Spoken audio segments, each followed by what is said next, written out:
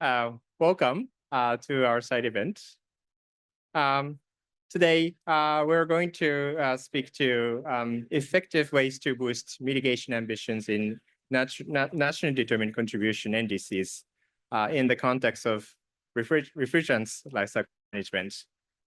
This event is organized by the Ministry of the Environment Japan, the Asian Development Bank, and the Climate Clean Air Coalition, or CCAC, and the Overseas Environmental Cooperation Center Japan, OECC. To start our side event, I would like to invite our representative, Mr. Yutaka Matsuzawa. He's Vice Minister for Global Environmental Affairs of the Ministry of the Environment. Matsuzawa-san, you have the floor.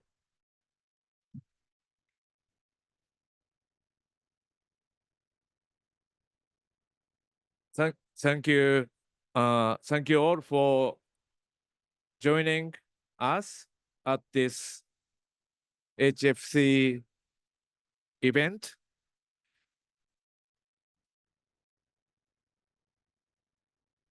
So today I'd like to talk about how to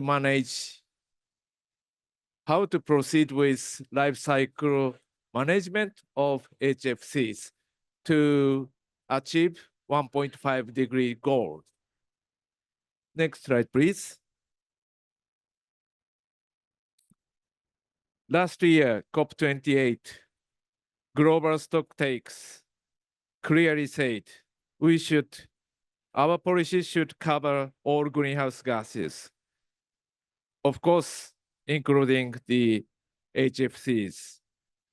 And we saw the momentum, political momentum, initiatives, global cooling pledge, reducing cooling-related emissions by at least 68% by 2050. Next slide, please.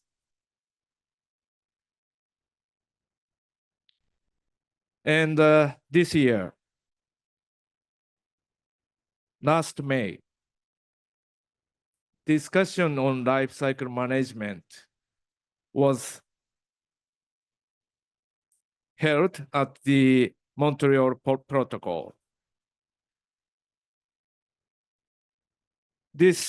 At this occasion, discussion on life cycle refrigerant management, LRM, has been in focus. The Technology and Economic Assessment Panel, TEEP, of the Montreal Protocol delivered an assessment report on it last May.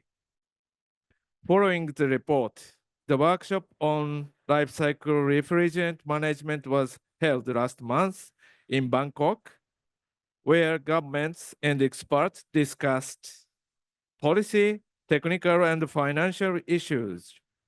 Japan shared its experiences from domestic implementation of legal instruments and international cooperation with developing partner countries, including through the joint crediting mechanisms. I'd like to take this opportunity to express my sincere appreciation to the Ozone Secretariat for supporting these activities. Next slide, please. Climate and ozone benefits. Now we have the Kigali Amendment to Montreal Protocol, and the international society is going to reduce the amount of HFC production and consumption. However, the large amount of refrigerant contained in cooling appliances, which is called refrigerant bank, remains unaddressed. The recent TEEP report estimated cuts in emissions of HFCs and HCFCs by life cycle management between 2025 to 2050 of up to 39 gigaton carbon dioxide equivalent. This is approximately 35 times Japan's annual net greenhouse gas emissions, and the potential mitigation impact is huge. Next slide, please.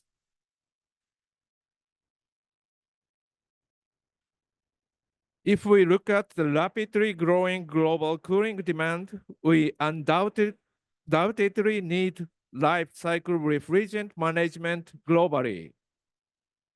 Particularly, many developing countries have not yet introduced actions for life cycle management. In other words, there are strong needs for legislation, technologies for life cycle management, and inventory of fluorocarbon emissions. Japan, together with partner countries, international organizations, and private sector entities, have been working jointly under the Initiative on Fluorocarbons Life Cycle Management, IFL, to address these issues. Next slide, please. For example, Japan supported Vietnam to revise its law on environmental protection, which successfully introduced the concept of life cycle management. Under close cooperation with Japan, Vietnam proceeded to establish a refrigerant user registration, reclamation, and destruction regime. In Indonesia, we have technical cooperation for developing HFC inventory as part of the National Greenhouse Gas Inventory, with a view to submission to the Biennial Transparency Report, BTR. Next slide, please. Japan also providing kind of support for capacity development under IFL. Next slide, please. Finally, I'd like to touch upon our efforts to drive life cycle refrigerant management by utilizing the joint crediting mechanism, which would contribute to NDCs and net zero. To enable operationalization of HFC emission reductions and necessary deployment of decarbonization technologies by the JCM, we are now in the stage of technical discussion, such as how we should have robust methodology for measurement, report, and verification, as well as mobilizing finance. This is a very critical step to go further. Today, we expect fruitful discussions on those issues, having excellent speakers and presenters. Next slide, please. Thank you very much. Please enjoy our side event.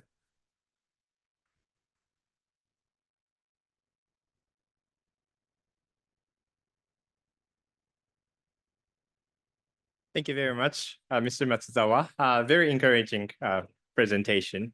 So he stressed for the importance of working on life cycle refrigerant management, reducing HFC. Well, that is also contributing to the strengthening our mitigation ambitions. Thank you very much, Mr. Matsuzawa. I'm also excited to invite Ms. Megumi Seki. She's Executive Secretary of Ozone Secretariat. But she kindly agreed to participate in this meeting in the last minute. So we are very happy to have her. Meg-san, please.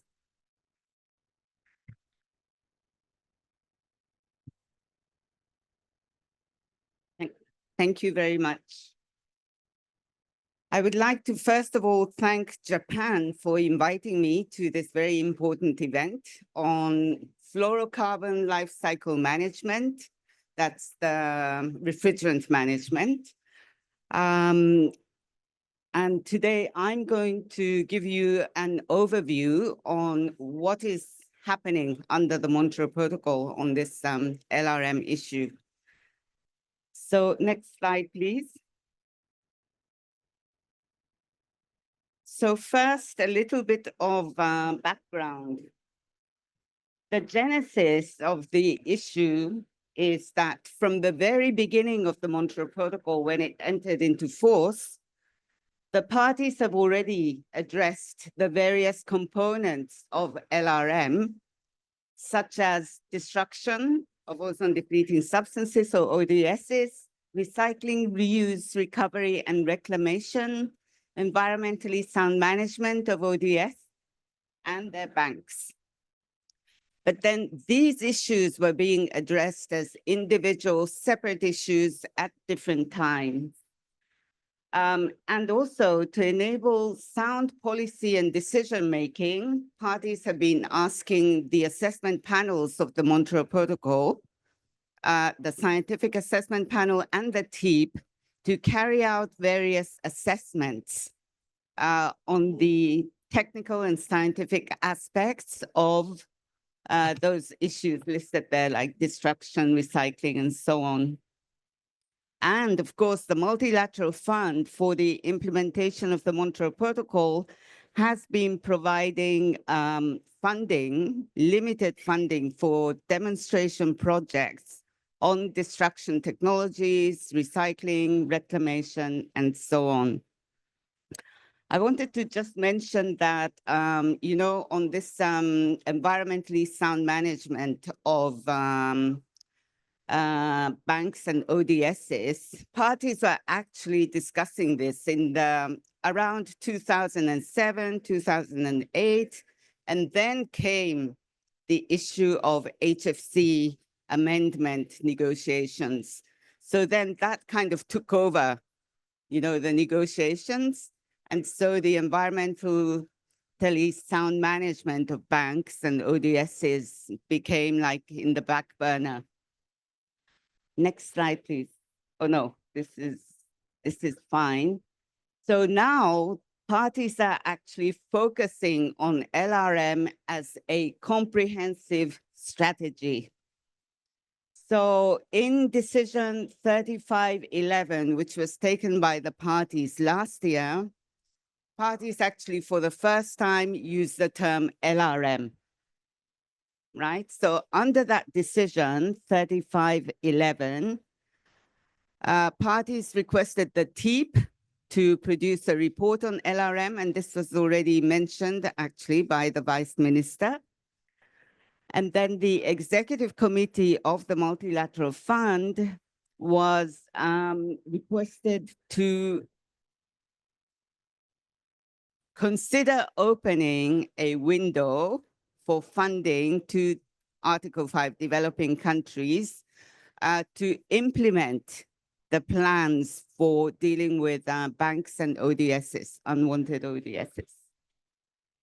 Then the Secretariat was requested to organize a one-day workshop. And again, this was already mentioned by the Vice Minister, and that was held in conjunction with our Vienna Convention Montreal Protocol COP in Bangkok on the 27th of October. And I must say that this workshop was actually a very successful one. I think the parties were very happy with the workshop. And this is thanks very much to very good experts who participated in this workshop and gave their experiences and knowledge. Like Makoto-san over here, he played a really key role in the workshop, and we really appreciated that. So thank you very much. And then parties themselves are encouraged in the decision to develop strategies and activities that address LRM. Next slide, please.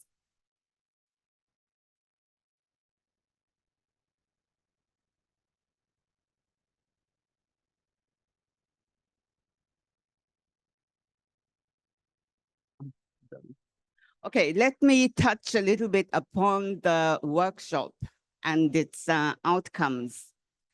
So this was held in Bangkok, and we actually prepared 4 briefing notes on the key subject areas of LRM, like introduction to LRM, deep dive into LRM, which addressed the technical aspects of LRM, like, recycling, reuse, RRR, we call it, leakage prevention, financing, and also, what was the 4th subject? Anyway, policies, and Liazat over there worked very hard on these documents, and policies was one of the hard ones to prepare. Anyway, and there were 14 presentations prepared by the presenters and panelists, and also we then prepared a summary report on the key points that were raised in the workshop. And this summary report was produced overnight because the parties at the MOP had an agenda item on this LRM to discuss the outcomes of the workshop as basis. So all these materials can be found on the Ozone Secretariat website. So, please visit our website if you can. Next slide, please. So I just wanted to show you this infographic. And this is actually part of our briefing note 1 on introducing LRM. Introduction to LRM. So it gives the comprehensive picture of what LRM components are. Yeah, so because we are actually liking this infographic so much, we produced it as a separate electronic file that can be downloaded and used by anybody.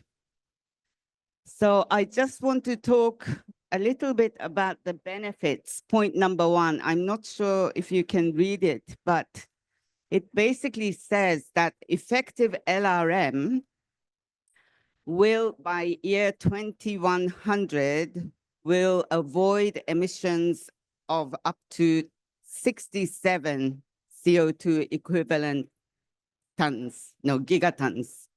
So the Vice Minister already mentioned that between 2025 and 2050, there will be savings of 39 gigatons, of emissions of HFCs and HCFCs.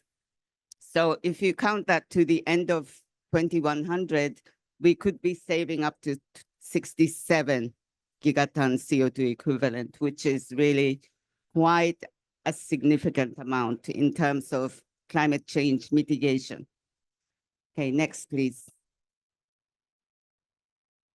So this slide is just showing you some of the key points that were raised at the workshop, but I am not going to read all these points because I'm sure that in the discussion by presenters and panelists that's going to happen at this event, all these points will be mentioned. And of course, you will be able to look at my slides if you are interested in seeing what these points are. Next slide, please. I think that's the end. Yeah. So thank you very much. Thank you.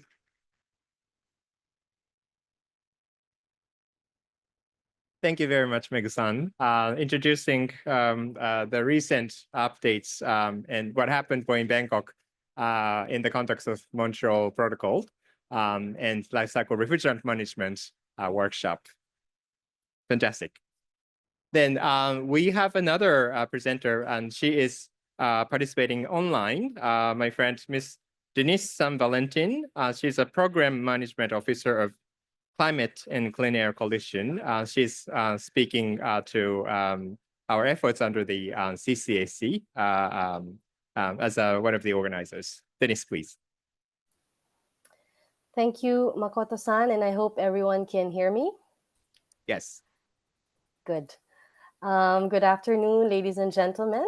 I would like to thank the Ministry of the Environment Japan, the Asian Development Bank, the IFL Secretariat, and the Overseas Environmental Cooperation Center as co-organizers of this event. In the last few years, we have really strengthened our collaboration since the inception of the IFL, as well as since Japan has taken a leadership role in the CCAC Cooling Hub as a co-lead country alongside the Maldives since 2023. Life cycle refrigerant, or LRM, is one of the priorities under the cooling work of the Climate and Clean Air Coalition. It has been 5 years since the IFL was born in 2019 at the COP in Madrid. And since then, we have collaborated on many activities already said before, such as the publication of the resource book for life cycle management of fluorocarbons and a number of awareness-raising webinars and events. Together with our 91 country partners and 96 non-state partners, the CCAC celebrates the progress made towards the elevation of awareness and attention on the life cycle management of fluorocarbons, most notably through the breakthrough in the Montreal Protocol community in 2023, as mentioned by Meg, through MOP Decision 3511. We really welcomed the TIP report on LRM earlier this year, and a few weeks ago, the LRM workshop organized by Meg's team in the Ozone Secretariat, followed by a new MOP decision on LRM, putting the cooling community in a no turning back situation when it comes to LRM. So we're really excited about the developments and the deepening knowledge of countries, and hope to continue to be part of this story. Next slide, please. Some examples of our work to support countries is the guidance on including non-CO2 pollutants in NDC 3.0, which has 5 standalone chapters, including one focused on a guidance on sustainable cooling approaches for enhanced NDCs. In addition to the very important points on phasing down HFCs as quickly as possible and integrating energy efficiency improvements along the way, the guidance also recommends countries to apply LRM, or the sustainable management of refrigerants, throughout the life of the refrigerant and its equipment. Including an LRM approach in an NDC will enable multiple benefits for the atmosphere and can also support access to sustainable cooling, while also generating jobs and additional income to national industries. So in short, integrating LRM in country sustainability plans will bring benefits for the ozone layer, for climate, for global health, for food security, and for economies. And the CCAC, along with its many partners, stand ready to assist our ODA-eligible country partners that are interested in strengthening their NDCs by including LRM, as well as other recommendations for the cooling sector. Next slide, please. Allow me to also highlight another LRM initiative in the CCAC. In Vietnam, the CCAC is supporting a design of an electronic tracking system on the flow of refrigerants in the country. And I believe as part of this agenda, we will hear from the representative from Vietnam. So this new system will be linked to the government's platform for the registration of their refrigerant users. The project is implemented by OECC and the Environment and Ecology Institute in Vietnam, in a collaborative effort with the Ministry of Natural Resources and Environment of Vietnam. So through this project, we would like to help with some of the key challenges on LRM with regard to data collection, and hopefully allow Vietnam to develop a very good strategy of addressing ODS banks in the country.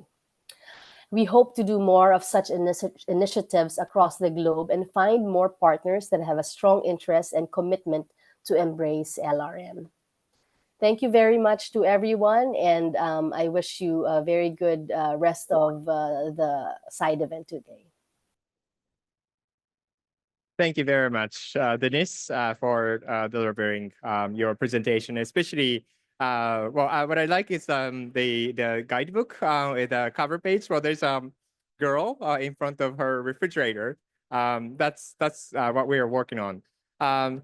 For those who are not really familiar with what is the refrigerants bank issue or fluorocarbons bank issues, in refrigerators or air conditioners, we usually use refrigerants. And in most cases, in the traditional ones, we have ozone depleting substance. But thanks to the Montreal Protocol, we are actually stepping out from the ODS, ozone depleting substances.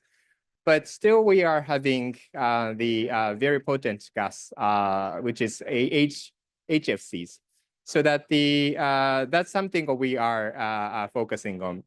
And even with the current Montreal Protocols phase down program, but we are still refrigerants trapped in the existing air conditioners and refrigerators. So that if you see cheesecake or ice cream in a shopping center, well, you think about like this refrigerant bank issue. So that's something I just wanted to share with you. Okay. Now, we are going to jump into the substantive part of the discussion. So this time, we are inviting several technical experts here.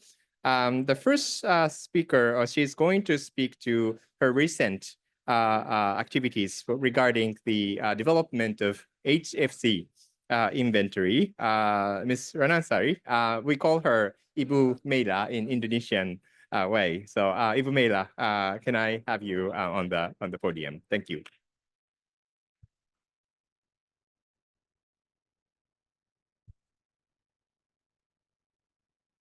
Good afternoon, ladies and gentlemen.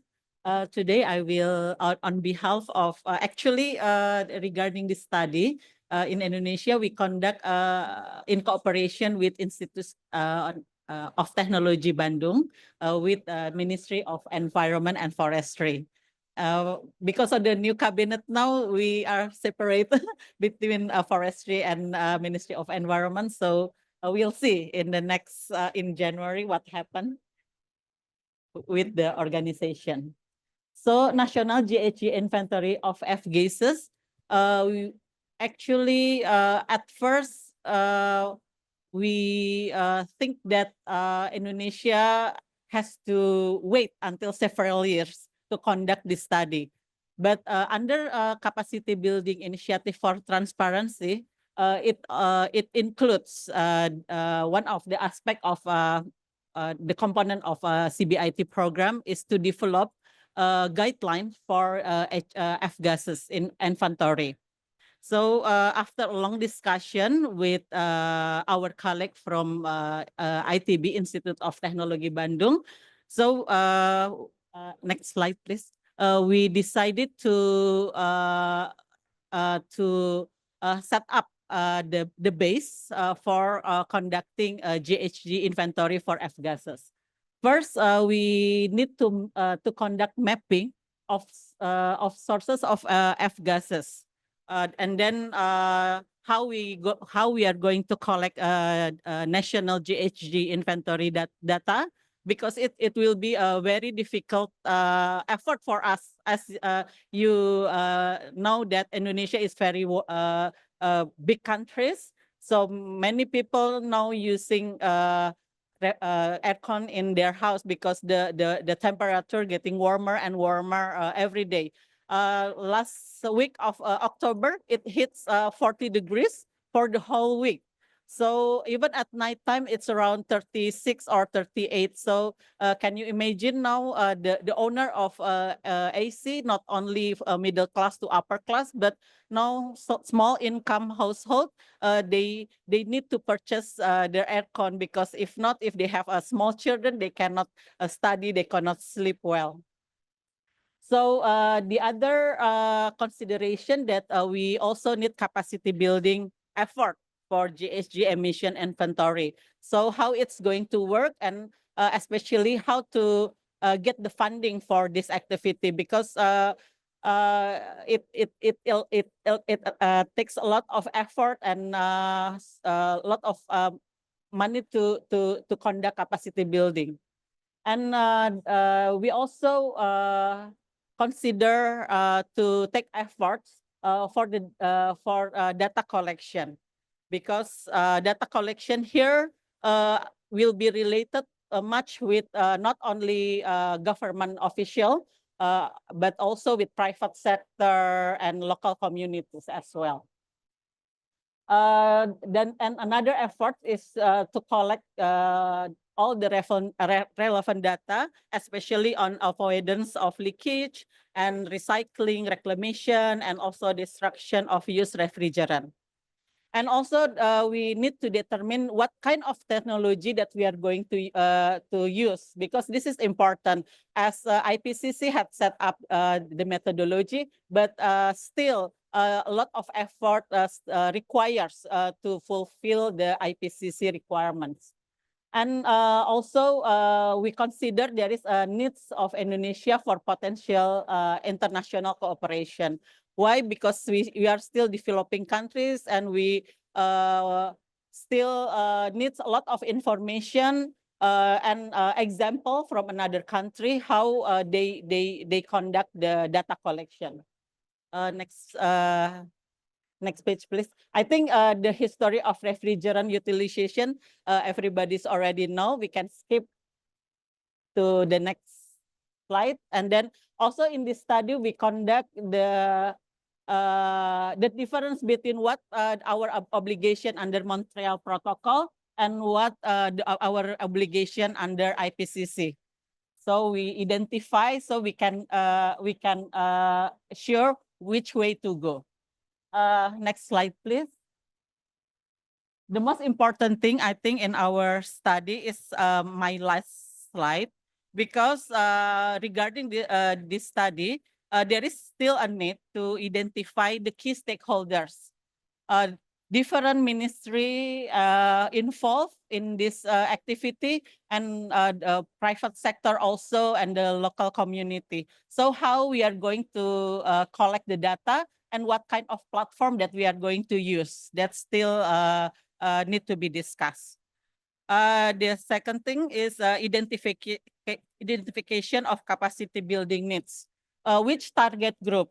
So, and how the methodology and how the approach to each target group, because it will be different approach if we deal with the private sector, if we deal with the local government, district government, province level, and national level, it will be different. And also the commitment of leader, how parliament, presidential is going to commit in these activities.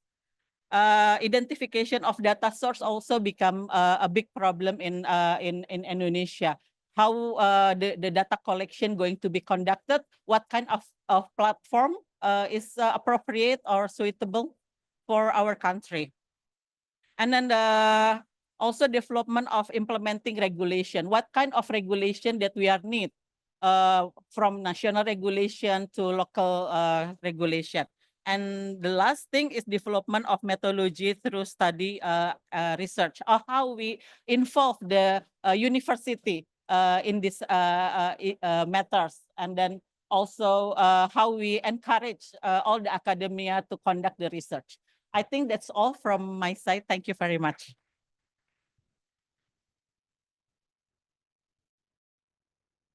Thank you very much, Ivumeda. Very encouraging information that Indonesia, it's quite a big impact for us. And then we are really amazed that your side showed a very good courage, guts to move things forward. So we are hoping, well, this is going to be part of your transparency information submitted to the UNFCCC. Now, I am going to invite Dr. Luong Quang Huy. He is the head of the Mitigation Division of the Department of Climate Change, Ministry of Natural Resources and Environment, Vietnam. Dr. Huy, you have the floor.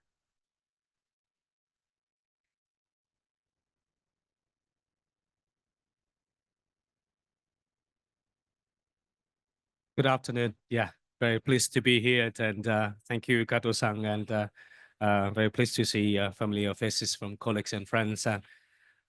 What I'd like to share now is the legal framework for life cycle refrigerant management in Vietnam. In fact, we've been having this different types of regulations for this kind of work for quite a while now. But only in the past few years, as we kind of restructure all the regulation and provisions for F-gas in general, from the law to the decree. I don't know how I'm gonna do it. Just, okay, yeah. Next, please. So on the law on environmental protection in 2020, that we've been preparing for the management for this for quite a while before that, since 2015, and we have that dedicated article on 92 on ozone layer protection in general, in which that we have a very clear provision on the management of air gas in general, and then follow that is a decree 06 and decree 45, the government decree, which is legally binding. And that for those of you who don't know, the decree tell us, well, who's doing what accordingly to the law. And so that in the decree, there's a provision for the responsibility of the government, central government, of line ministries, different sectors, of provinces, and from the different private sectors, and all the way down to the facility level. So that's what the decree does. And we have the decree 06, which is very important. And we keep revising it to make sure that everything is fits to the actual management system on the ground.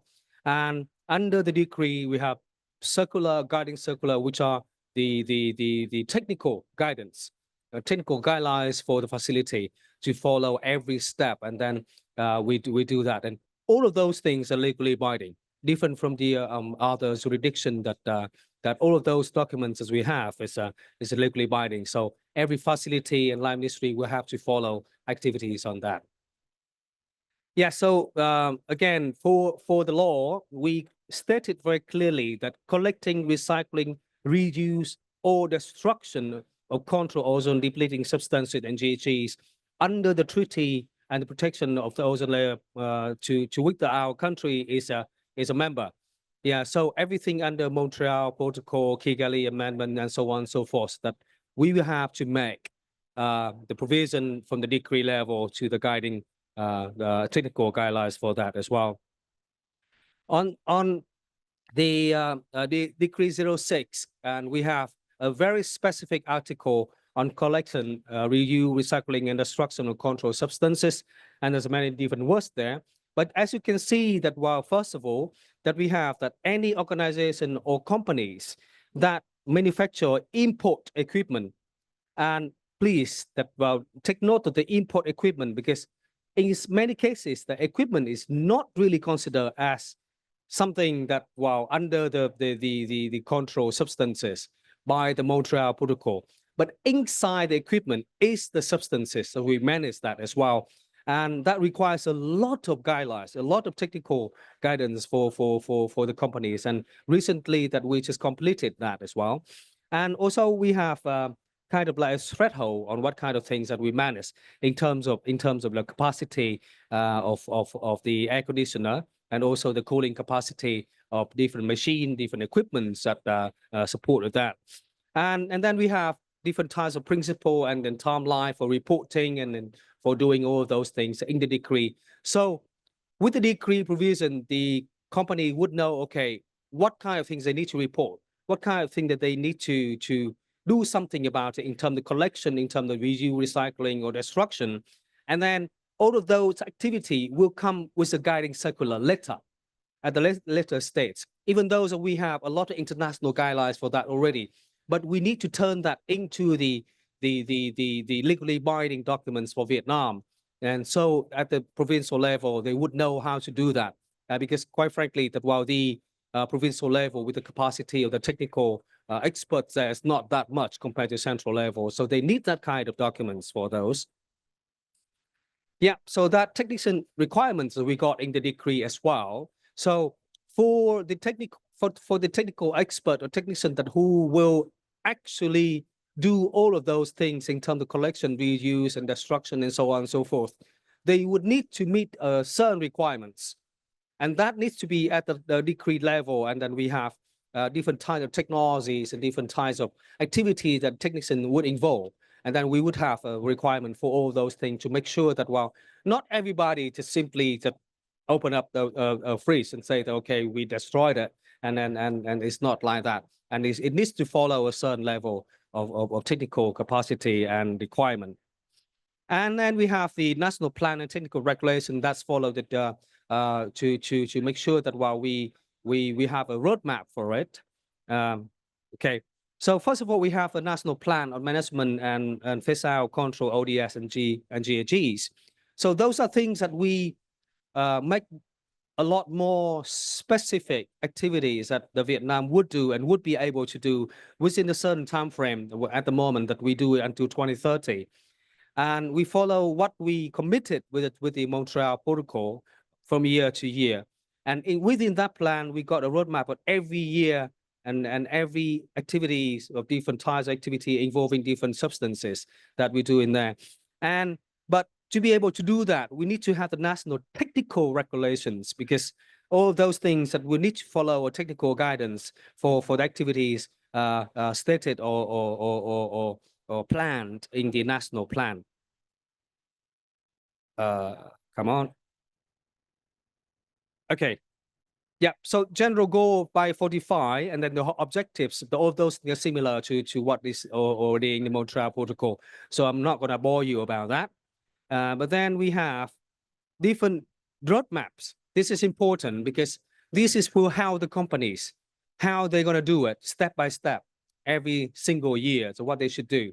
For example, for those importing substances for their own activity in production, that they would know, okay, well, from now until next 2 years, and that the government plan that we need to do this and that, and then they will have to follow all of those plans accordingly to their own capacity, and they will have to report to us. And in the technical guidance, we have every single forms of reporting for them to report to the government about it. And we have the plan from now until 2045, which we all know that is the timeline that we all committed for the F-gas activity management. And those are things that in the technical guidance that we have. First of all, that we have the fast checking equipment on site on reuse and recovery, and then we have the storage location and on destruction and recycling, and all those little technical activities, technical guidance that we have in that circular, and we turn it into legally binding standard. QCVN mean literally it's a legally binding standard for Vietnam. So that is another step up from what is guidance under the Montreal Protocol. Oops, I think it's back to. Yeah. So basically that, well, F-gas, even though not much compared to our national inventory, but it's important. It's important. And it's not only considered at the GHG, but in some cases it's actually considered as a harmful substances to health and to many other ecosystem and habitat in Vietnam. So we included those things in our climate change policies in general. So even though it's only one single line or one single provision in the different types of national policy or framework, but still it's there, and it will take its place as other types of gases and other types of GHGs in Vietnam. For activities that, well, action for life cycle revision refresh. Sorry, but that word is not for management. That we need to do a lot more training for technical experts and technicians on the ground, and then we need to establish facility in different provinces, and we kind of like creating a hub in big cities. But from that hub, that can provide technical guidance or support to different smaller hubs in different provinces. And because our country, Vietnam, is a very long country with 3,000 kilometers, yeah, and then we have 63 provinces, and each of them would have a different types of activities. Yeah, so we need to create a different type of hubs that make sure that every province would have support from one another. And so that is important. It's not happening yet, but we're planning to do so. That's why I'm saying that it's a plan. But we already have the big hubs in big cities already. But to be able to spread that network, we need to train more technicians and to create a smaller hubs some sort of, how you do with different types of distribution network. But of course, it's not the distribution of any kind of commodity, but rather than the technical support for this particular work. And in fact, all those facilities that in the big city now, they are really keen on doing that and support to other provinces, because it's a business model for them, and they would like to expand it. So that is something we have. And all those things would need to be able to get support in terms of policy and in terms of the political support from the provinces. So that's why we're trying to get that into provinces to make them understand better, and why they need to do that, because it's been many years, and we just throw those equipment and containing the substances inside away without realizing that how harmful it would be. Yeah, so that pretty much is, and I would love to take any questions if you have any. Yeah. Thank you very much.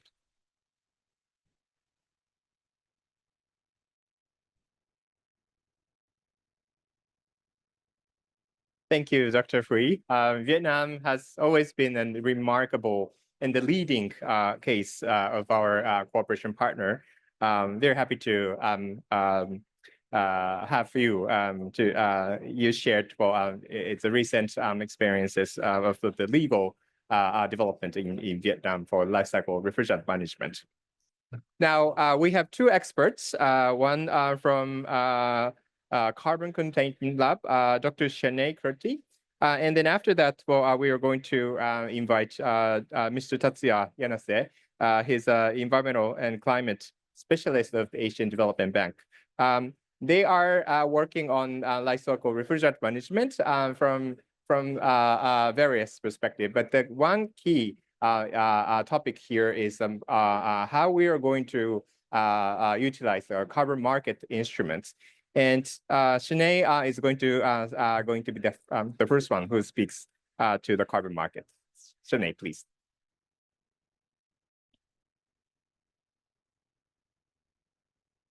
Wonderful. Thank you so much for having me and for the invite, Kato-san. It's very exciting to be here at this event today.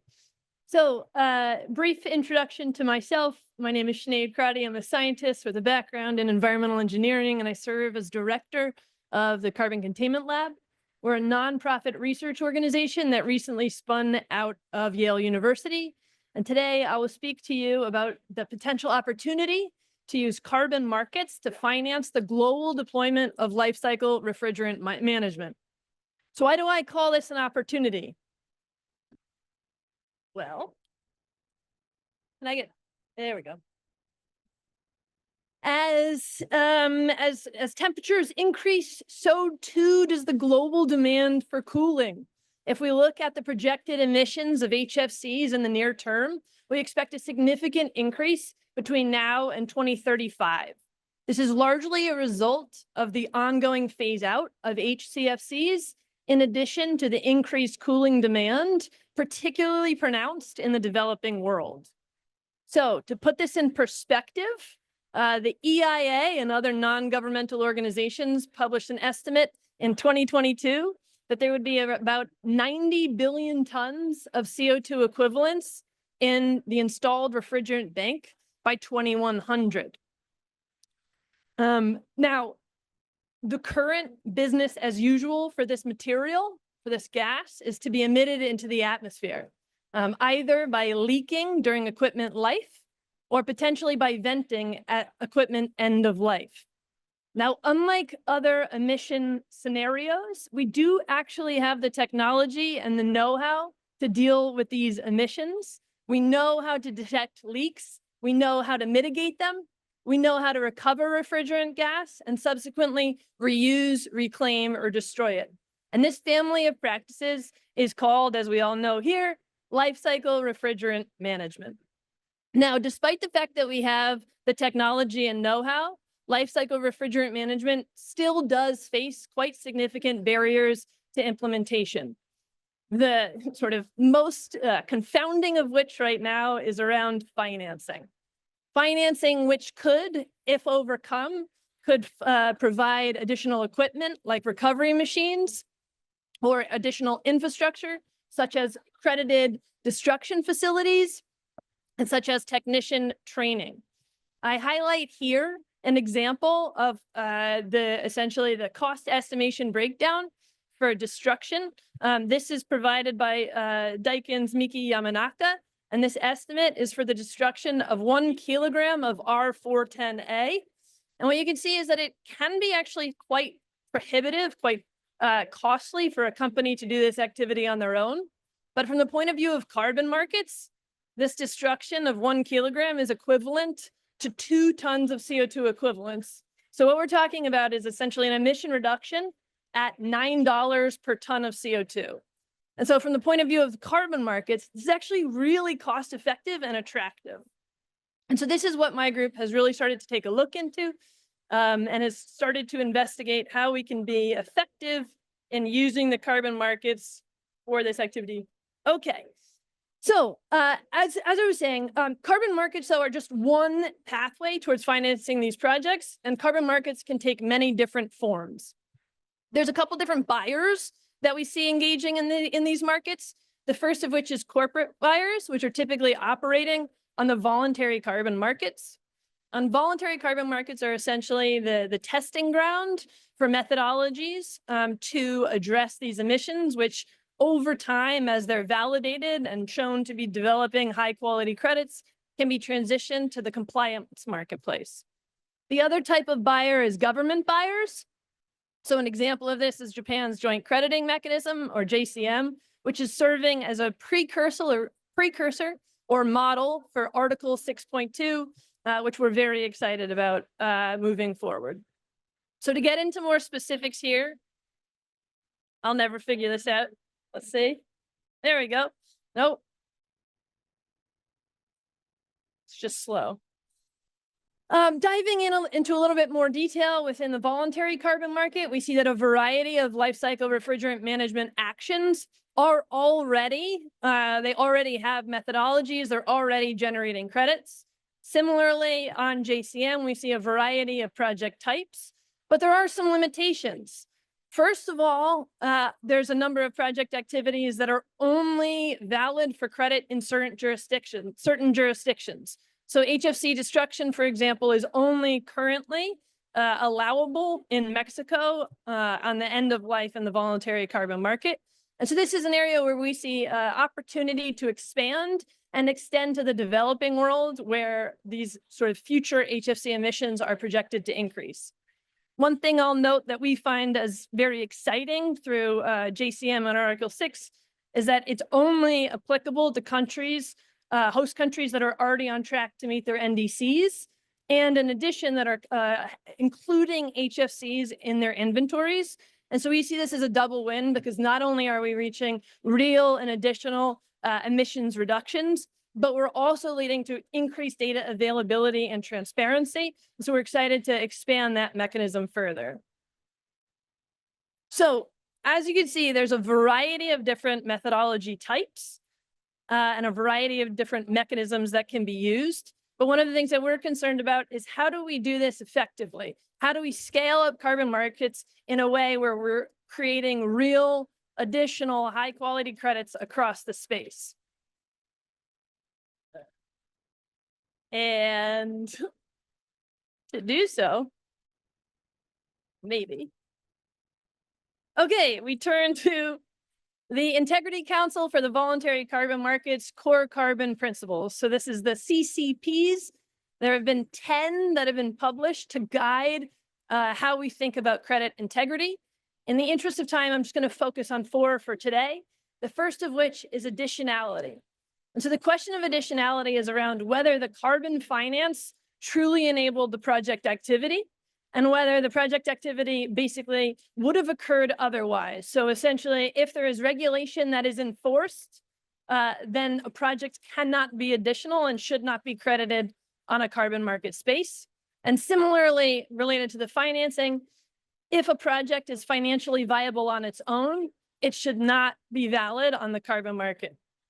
So one of the things that we promote in our existing methodology and when we speak with sort of different marketplaces is promoting the idea that additionality checks should be made to occur regularly, if not annually. This is because the background landscape, both of the financing side and of the regulatory side, will be evolving in real time. And so right now, when a project may be additional today, it may be a situation where it's helping to build capacity, wherein regulation can step in the future and allow for the transition of the carbon market into effective regulation. Our next core carbon principle is around permanence. This is around, does that emissions reduction actually have a risk of being reversed? This might be something that is not as much of a concern for destruction pathways, but for pathways where the gas is recovered and then reused in equipment, we do have to think about the likelihood of that gas being leaked or emitted at end of life. And so this actually starts to come into question when we think about refrigerant reclamation and where the emissions reduction is actually being generated. So for example, there's a methodology that assumes that there's upstream displacement on a one-to-one basis. And it's really important as we move on to quantification here, that any of the claims that we're making as to sort of justifying the amount of carbon credits that we're creating is truly measurable through time. And so if we're claiming upstream displacement, we do need to find mechanisms to engage with governments and understanding and proving that the emissions reduction that we're claiming is in fact real. Finally, that brings us to transparency. A lot of this boils down to data availability and sort of being able to trace the project activities and verify that what you're claiming is in fact real. And so we feel that having very strong chain of custody requirements is essential here to ensure that there isn't virgin gas being destroyed for profit or other sort of perverse incentives creeping in and undervaluing the whole system. So two main takeaways here.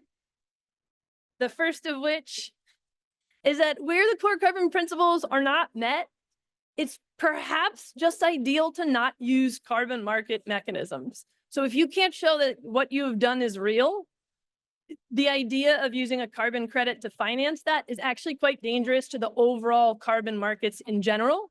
It doesn't mean that the activity isn't worthwhile to do, but I do think that we're at a stage where we need to be very careful about the activities that we credit if they're going to be offsetting emissions elsewhere. On the other hand, where appropriate, I actually think carbon markets can be extremely effective because they can be deployed today.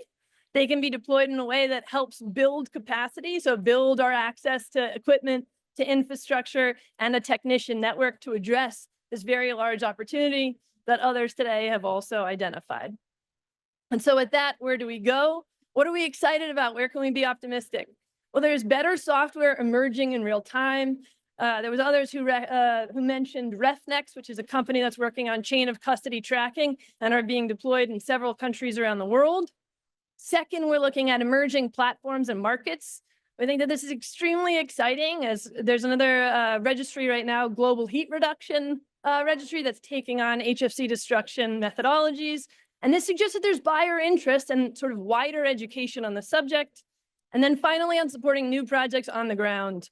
Our goal is around project implementation. And so I just want to open the floor to anyone who wants to come talk to me about how we can be productive and helpful or supportive and actually getting real projects working, because we believe that life cycle refrigerant management is an important step to take.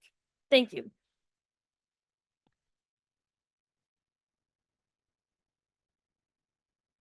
Thank you, Shanae. Your presentation has been extremely rich and then very insightful. So we're happy to engage in discussion with you later. Now, I would like to invite Mr. Tatsuya Yanase from the Asian Development Bank. Next time, please.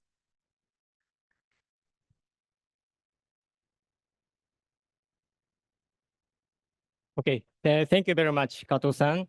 Good afternoon and distinguished guest colleagues and ladies and gentlemen. I'm Tatsuya Yanase from Asian Development Bank. And first of all, I'd like to express my sincere appreciation to Ministry of Environment Japan and OECC to organize this important event, and also the CCSC colleagues and IFRO partners to invite me to this important event. So today, I'd like to make a presentation about the ADB's support on fluorocarbons, life cycle management and the carbon markets. Okay, next, please. Okay, so to start with, I slightly touch upon the background of our activities on the carbon market. So as Asia and the Pacific Climate Bank, we recognize that the important role of the international carbon market in mobilizing carbon finance to catalyze the investment in low carbon technologies and enhancing climate action. And based on that understanding, ADB has a long-standing engagement with the carbon market since 2004, and we established its carbon market program. So under the ADB's carbon market program, we are supporting our developed member countries through the providing carbon finance for enhanced climate action in the region and catalyzing the investments in low carbon technologies and solutions, and enhancing our developed member countries' abilities to leverage carbon markets to achieve their climate ambitions and the decarbonization pathways cost effectively. So through the CMP, we have been providing upstream, midstream, and downstream support, as you can see the left side diagram. And also we provided a comprehensive support. We have actually made two main approaches. One is the providing capacity building and technical support through the technical support facility and Article 6 support facility. And the other one is to provide a carbon finance through the Climate Action Catalyst Fund and Japan Fund for the Joint Crediting Mechanism, which I will explain later. Next, please.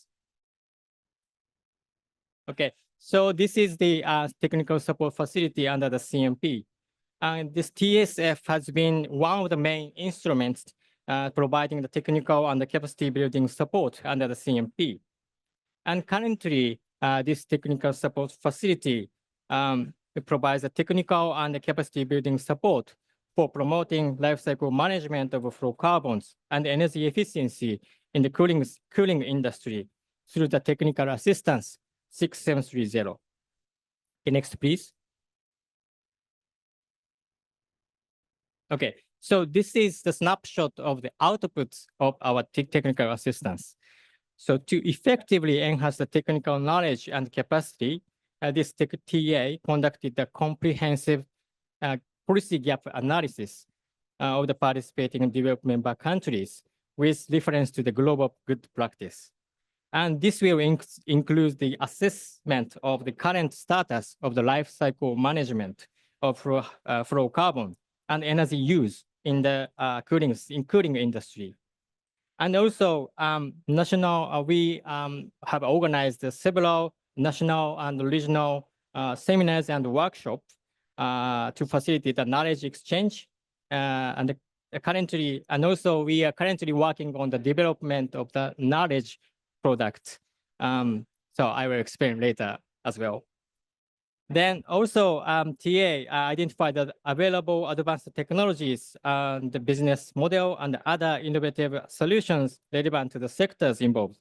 The TA analyzed their potential applicability and effectiveness, then presented the technology options tailored to the local context of each participating developed member countries.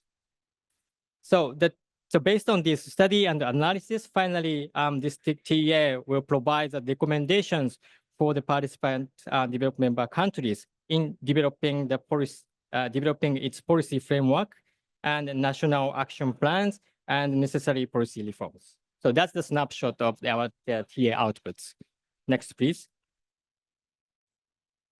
Okay, so let me quickly introduce the one of our major outputs of our activities. So we are now developing the knowledge products on the promoting the life cycle management of refrigerant through carbon markets. So life cycle management is important approach that can achieve the emission reductions and the progress towards the goal of the Montreal Protocol. But given that the implementation of the life cycle management measures faces several challenges, such as economic barriers and technical capacity and infrastructure needs. So ADB sees the potential in the carbon markets to boost life cycle management. So next, please. So based on that, this is the key objective of our knowledge product, to promote the fluorocarbon management through the demystification of effective means of addressing various challenges, and also provide a strategic handbook to policymakers for designing the comprehensive fluorocarbon lifecycle management strategy through leveraging the carbon finance. Finally, it will provide a specific insight about the complex technical matters in relation to the carbon market, such as developing the methodologies and Paris accounting, Montreal-Kigali links, and how to set the baseline and corresponding adjustment, and so on. Okay, next, please. So this is a table of contents of our knowledge products. I will not go into the detail due to the time limitation. But as you see, the topics are selected to facilitate the common understanding between climate and ozone communities to mobilize the carbon credit for life cycle refrigerant management. So HFC in carbon market is still new topic. So this publication may not have a full perfect answers to the each aspect or challenges or issues, but at least this will present a big picture of the ideas to address these issues or challenges in the future. Okay, next, please. Okay, so this is my final slide. So I explained kind of upstream support, but this is the kind of downstream support from ADB. So this is the Japan Fund for the Joint Credit Mechanism, which is one of the ADB's trust fund contributed by Government of Japan, Ministry Environment Japan. So this fund will provide the financial incentives, which is grant support to encourage the adoption of advanced low carbon technologies in ADB's financed project that use the joint credit mechanism, which is the bilateral carbon offsetting mechanism, which is a model of the Article 6.2 at this moment. So, so this is a huge potential to support the ADB's project, including industry. So we are looking for the opportunities to make provide the funding support in the future. Okay, next, please. Okay, so this is final slide. So we are working, this is very important topic. So we're directly working together with the MUJ and the colleagues in the future. Thank you very much.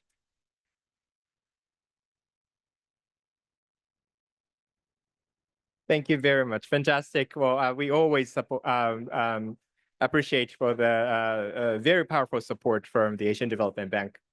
Now, we're a little bit behind from the original time schedule, but we are excited to have the panel discussion here. And I would like to invite all the speakers, Ms. Dr. Hui, and also Ibu Meila, and also Dr. Shannon Crotty, and also Yanase-san. Can you come up? And then also I would like to invite Dr. Kazuhiko Takemoto. He's my boss, but he's president of the Overseas Environmental Cooperation Center, Japan. And he's going to moderate for this panel discussion session. Okay. Thank you. Thank you, Kato-san, for your kind introduction. I am very pleased to be here to moderate this the session for discussion to further elaborate our points to move forward. Now, just quickly, I was working as the governmental officials at the Ministry of the Environment of Japan many years ago. And also, I was fully involved in the international negotiation on climate change.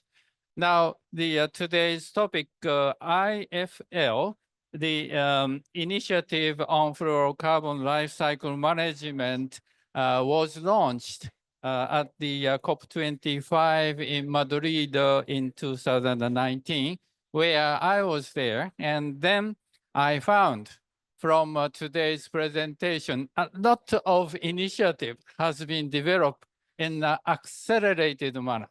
That was very impressive. And then through our discussions, I would like to further elaborate or explore how we can move forward in the more effective manner working together. Now, today's we have four distinguished panelists. I have prepared couple of questions to each presentator speakers. Let me begin with my old friend from Vietnam, Dr. Phuy. And now I have two quick questions. Now, I have learned a lot from your presentation, and you have made progress in terms of the legislation development working together. Your colleagues from Japan, as well as under your initiative, and also the disseminating toward the field. And that is the very challenging, but you can move forward from your initiative. Now, question is, first one is, what is the reason behind that your government has been very active? So active in life cycle refrigerant management. Why maybe could you share with us what is the background or reason? Second question is, what do you expect on life cycle refrigerant management in the context of your government actions toward the realizing or achieving your goal of net zero emission, long-term perspective? Could you share with us your insightful suggestions? Thank you. Yeah, thank you, sir. And ladies and gentlemen, first of all, let's address the first question in terms of the reason why we do that. As I mentioned in my presentation, there's a long time ago that while all those equipment containing the substances, the control substances, that we just throw away. We just threw that away. And you can see that from the garbage trash, all of those little block and container of from the fridges, old ones, there.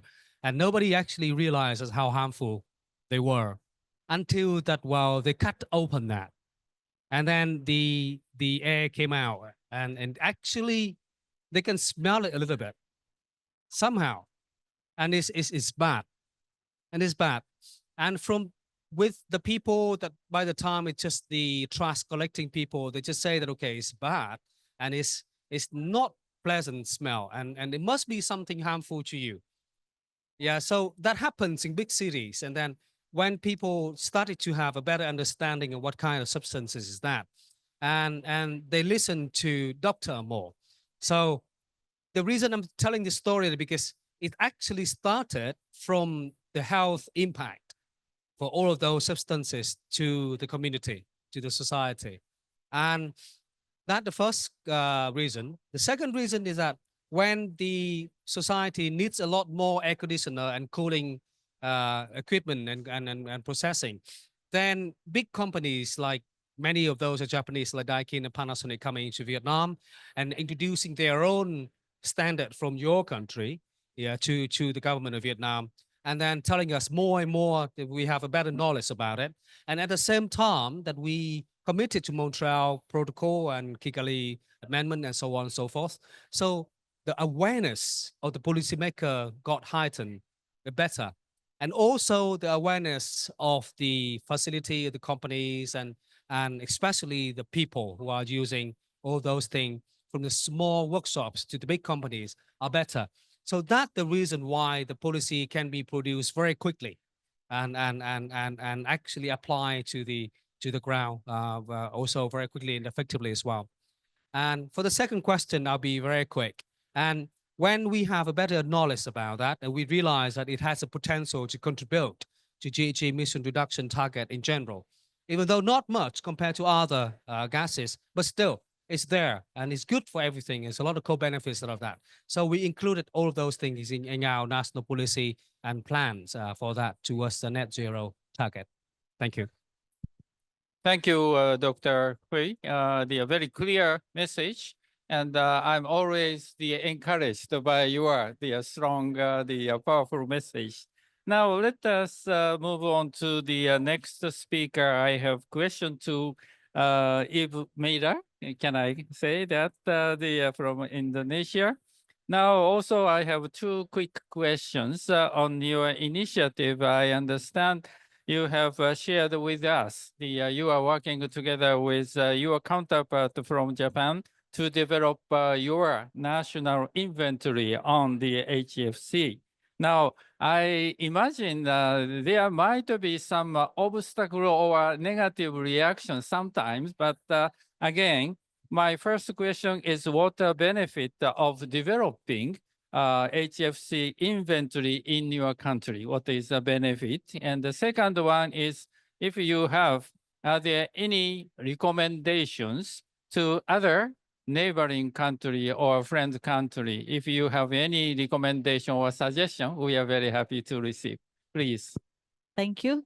For the first question, I think the benefit of conducting this study is very beneficial for us as we are, even though this is not obligatory for developing country to to report the F gases in the BTR, but I think we have to start somehow to collect the data and information and conduct the inventory for HFC because refrigerant is really largely used in Indonesia. So we have to consider to start to calculate the emission from the F gases.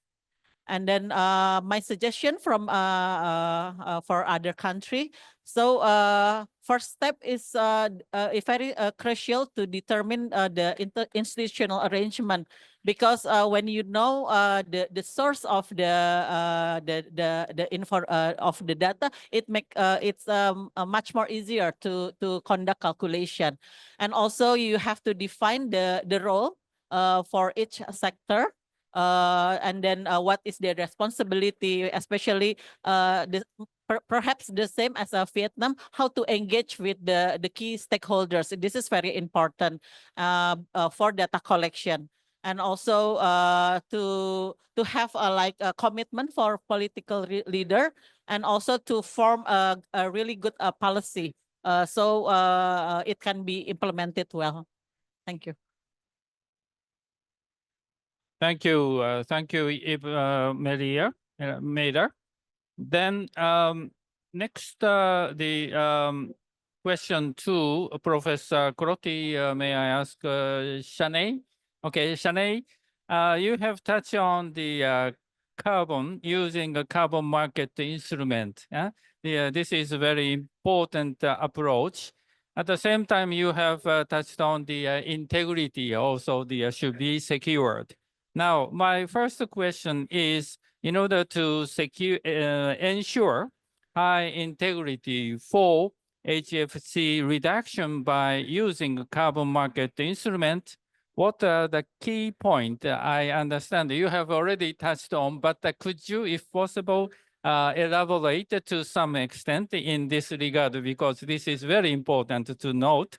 Second point also, to make a transition toward enhanced LRM, how can carbon market instruments help developing countries in moving forward in a smooth manner? That is the second point, please. Thank you so much for those questions. Thank you.